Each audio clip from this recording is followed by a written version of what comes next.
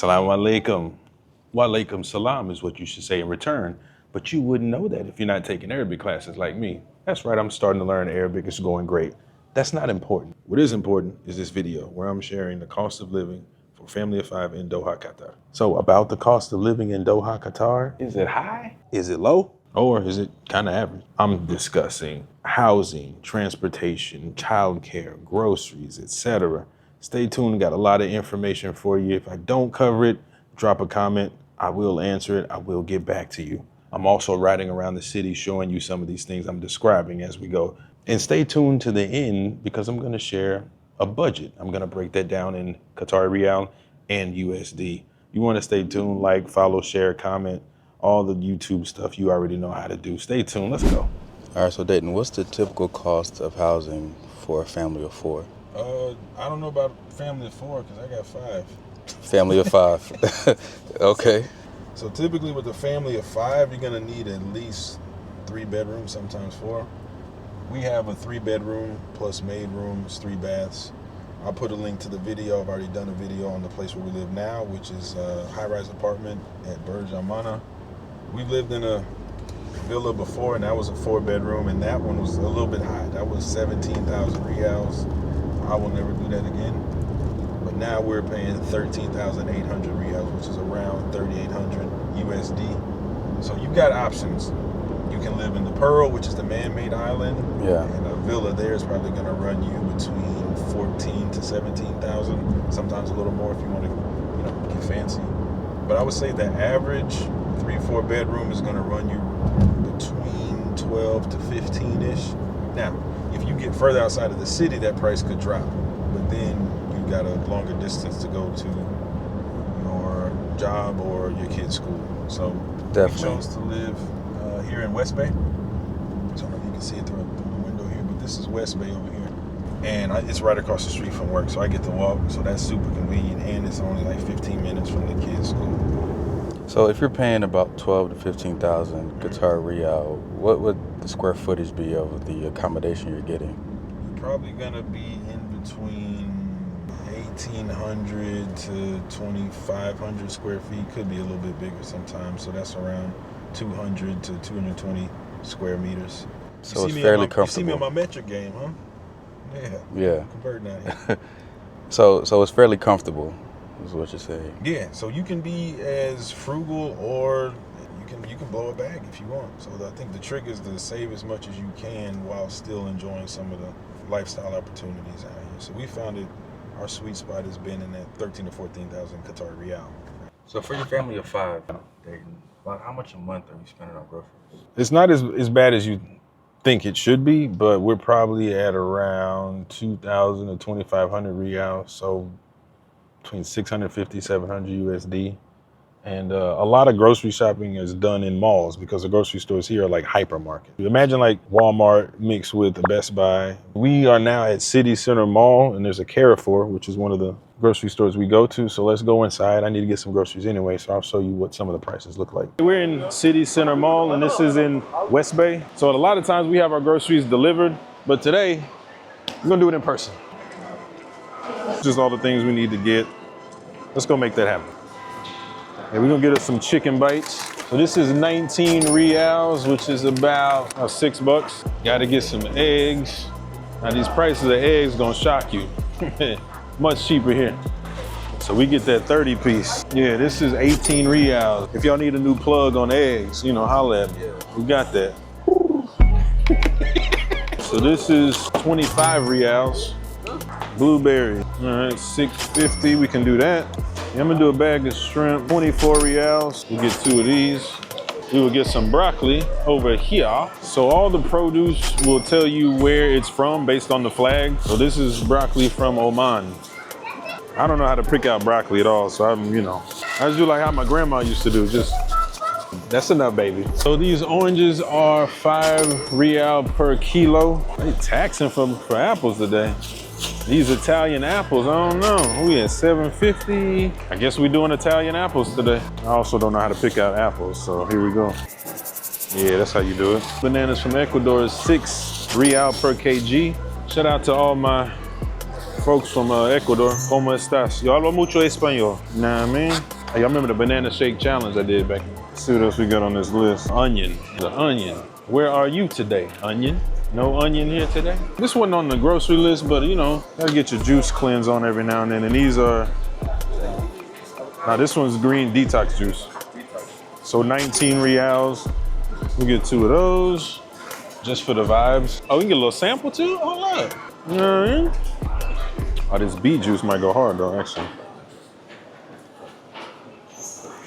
Ugh. That's natural. So is where we call it like ground beef or hamburger meat back home, this is minced. They use the word minced. And if you see some larger pieces of meat that you want ground, they can grind it for you back here. So whatever you see, they get the with it. So this is 30 reals, so a little around a little under $10. I think we're good here. Now let's go get some fish. I usually go salmon, but the salmon prices here in Doha fluctuate so high. One day it's 55 kg or 55 reals a kg, then it'll drop to 30. And this fish is fresh. Yeah, it's fresh, bro. Salmon 109 a kilo? Yeah, 1.5, 1.5. Oh, so that's about right. So it's usually like 50 per half kilo, right? I'll just take a Which one, sir? Salmon or? the salmon, yeah. Salmon? Yeah. It's a little high, but you know, we're doing it for the video, so whatever. Yeah, my mom just randomly called me. Not random, we talk every other day. Mom, what's up? Hey. Hey, thank you, brother. Okay. Yeah, I'm actually shooting a YouTube video here in the grocery store. Say what's up to YouTube. Hi. All right, Pops, what's up, man? Hey. All right. Well, y'all be safe out there. Hit me when you make it. All right, bye. Okay. So one thing you have to do here is when you get your produce, you have to get it weighed.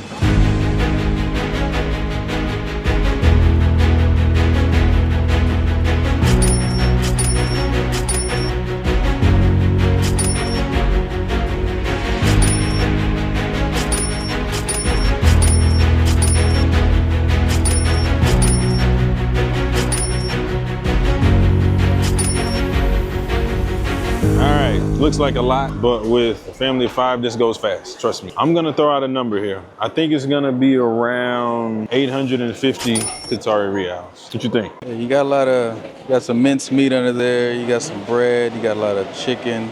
I would go lower, say around 750. 750, and I said 850? 850. All right, let's see. So how could you compare the level of service here in Doha to the US? So the level of service is great in Doha, even around the grocery shopping. As you can see, they're taking the groceries out for you. You can also have the groceries delivered to your house. It's not a tipping culture like in the US. When you go out to eat, you're not required to tip. If you choose to, you have great service, they're very thankful, but you don't have to. I tend to, with Uber drivers and such. I haven't had an issue with service, been great. It didn't look like this much when I was shopping. Yeah, I'm getting real nervous. What's the grand total?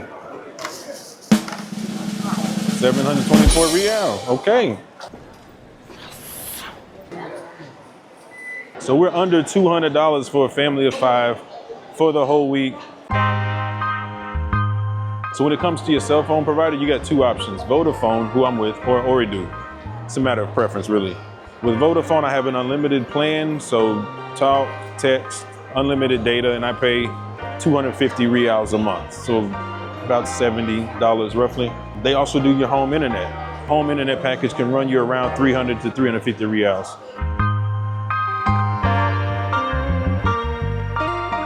So could you speak to the cost of like your utilities, your light bill, gas, things like that? Is that included in the rent? It can be. Where we are now, it's all bills paid. So you'll see a lot of places offer that packaging. But let's say I didn't have bills included. So the electric company here at Karama, I would probably be paying 300 reals all the way up to maybe 800-900 reals during the summer. Could go a little higher depending on the size of your home. When we had the villa, it got up to over 1,000 reals a month. Where I saved is having it all bundled and packaged into one, so we don't pay that. I just pay rent. So when it comes to transportation in Doha, you got a few options. You can buy your own car, you can hire a driver, you can take Uber, which is really inexpensive. But I think the best way to travel in Doha is from the metro. And that's where we are now. We're at Masharib Station in Doha, Qatar, one of the largest metro stations in the city. And the amazing part about it is the price. it's only 2 Qatari Riyal, which is about 55 cents USD. That's round trip. All right, so these are the 3 main lines in Doha. You got the yellow, green, and the red. Cool thing about the red line, from wherever you are, get on the red line and you go straight to the airport. So take any one of these 3 lines, you can go anywhere you want in the city.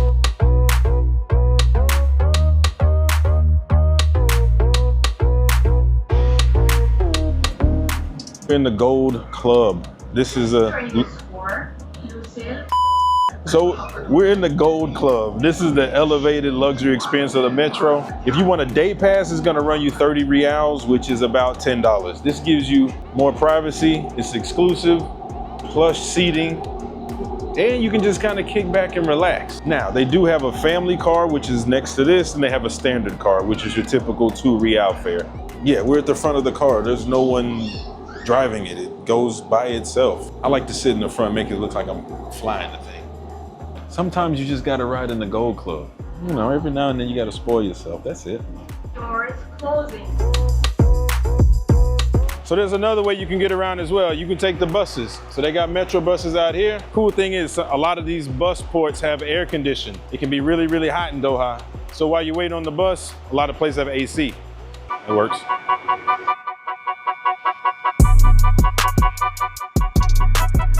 Look at that, ladies and gentlemen, my gas light is on. Let's go get some gas. I'll show you how much it costs to fill up this 7-seater SUV. You might be surprised. Yeah, so I'll just do a premium. Yeah, premium, fill it up. Yeah, thank you, bro. So the gas stations here are full service, so you don't have to get out of your car. That's awesome, especially when it's hot like it is now. I chose to go premium. My car doesn't need the high grade. I don't know what the math is, but it's cheap. We're gonna fill it up. I'm gonna let you know how much it costs.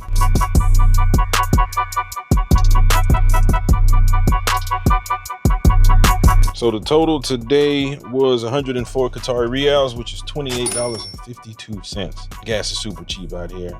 And I probably fill up maybe once every 2 weeks because I live so close to work. Thankful for that because high gas prices are not fun. So yeah, another perk of living in Doha. All right, so I know you have 3 kids, 3 little ones.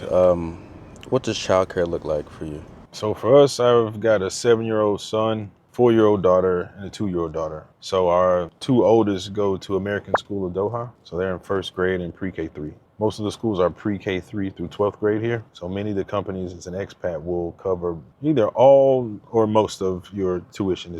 Tuition can be really high.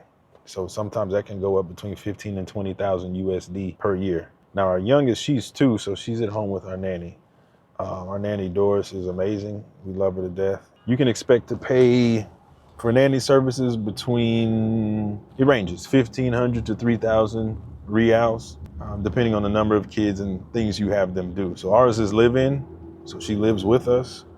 She's off every Friday, but you can choose to have a live-out where she comes between a set number of hours. And the thing about the nannies here, it's part of the culture. This whole region not only accepts nannies, but your homes will have maid and nanny rooms built in them. So the apartment we have just up here comes with a maid room. Or you can send your kid to a nursery.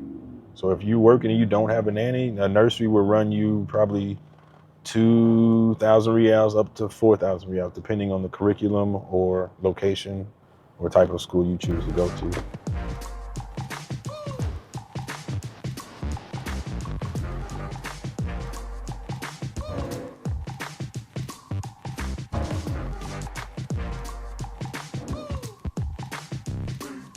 So when it comes to education in Doha, you have a lot of options as an expat. Our kids go to American School of Doha, ASD, and William is a rising 2nd grader, so he'll be in 2nd grade in the fall. Ain't that right, William? William, you all right? Yeah. You like going to ASD? I'm already here. I was just showing your school. All right, go back to sleep, buddy. Like I was saying, you got a lot of options. Our kids go to American School of Doha. Another American curriculum school is Hamilton. If you are wanting to send your kids to a school with a British curriculum, you have Doha British School. You've got Sherborne. Also, there are schools for other nationalities. They have Filipino schools here. They have Turkish schools. They have local schools for Arabic students where they teach an Arabic curriculum along with Islamic studies. That's one thing that's pretty cool. Regardless of whatever school you send your children to, they will be learning Arabic starting in 1st grade most times. So I'm happy to say that William is learning and progressing very well in Arabic. He loves it. So that's a great thing, learning that second language. And while you're here, you might as well learn it, right? Now, the cost of school can be pretty high here, but many times your company is going to cover most or all of that cost. If not, that burden will be on you, and it can be pretty expensive, and it graduates. It gets more expensive as they progress through school. So a KG3 versus someone who's in 12th grade, the difference in price would be quite significant. Keep that in mind when you're picking out schools and then you're looking at your compensation package. Ask your employer what the education compensation looks like. And I'll put a link to some schools here in Doha to give you an idea about the types of curriculum they offer and the cost. So yeah, check the description. It'll be in there. So when it comes to medical costs, blessed to say that my company covers all of our medical costs, including dental and vision. I paid maybe $30, $40 for this prescription and lenses. You'll find that privatized healthcare is widely available, and most times when you're an expat, your company is providing that at little to no cost. Most times no cost, but it could range in your favor. Also around taxes. So yeah, there are no taxes in Qatar, which is an amazing thing. So if you're coming from countries that have high taxes or you're in a high tax bracket, this place works. You can save quite a bit. But if you are in the US, you do have a tax responsibility. As of 2025, the new tax threshold is $125,000. So that means $125,000 and below is waived. You only pay taxes on $125,000 to where your salary is. So that's a benefit in and of itself. So when it comes to dining out in Doha, you got a lot of options. If you want to stick to your American cuisine, you can. You got KFC, Papa John's, Subway, Cinnabon, and McDonald's are downstairs in my building. That's right, so we frequent this place often.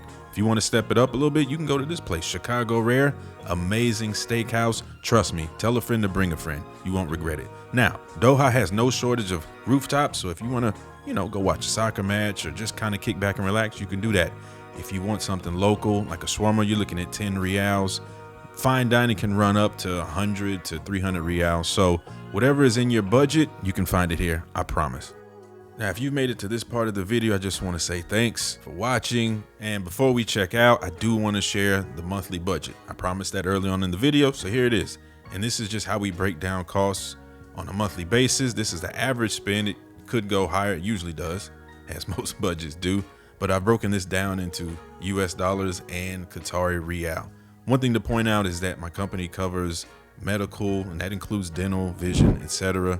And again, we don't pay anything except rent in the apartment we live in. So that includes electricity, internet, etc. So if this is your first time moving to Doha, I would advise getting a furnished place and all bills paid. I mean, why not save some money if you can? So I'll put a link to propertyfinder.qa, and that is a great resource for all your real estate needs, whether you're looking to buy or rent.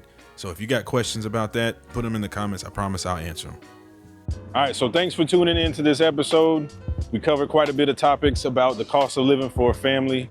If you appreciate it, go ahead, like, share, subscribe, comment. If you got questions, let me know. More than happy to answer them. Overall, living in Doha has been a great adventure for me. This September of 2025 will be 3 years. I've enjoyed it, and I look forward to sharing more with you guys. Let me know what you want to see next. This has been One Way to Qatar with Dayton. Peace.